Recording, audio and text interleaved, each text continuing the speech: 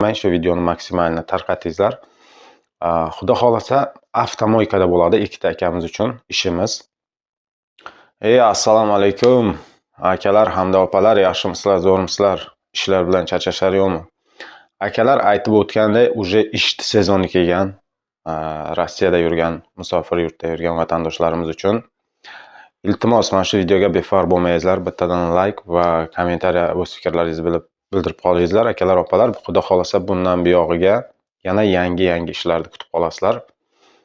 Bugungi ishimiz yana ikkita akamiz uchun bo'lyapti. Sankt-Peterburg shahrida yurgan akalarimiz uchun.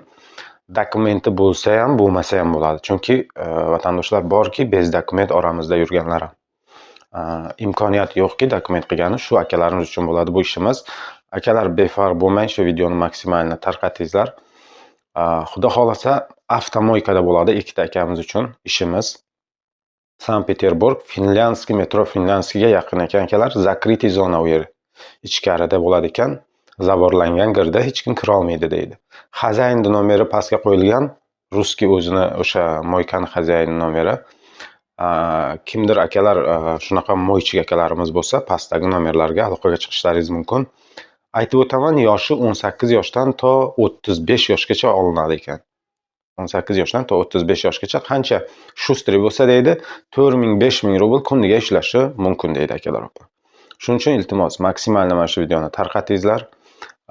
Akalarimiz besh yurgan bo'lsa, inshaalloh borib yetib boradi va birgalikda savobga ega bo'lamiz akalar, opalar.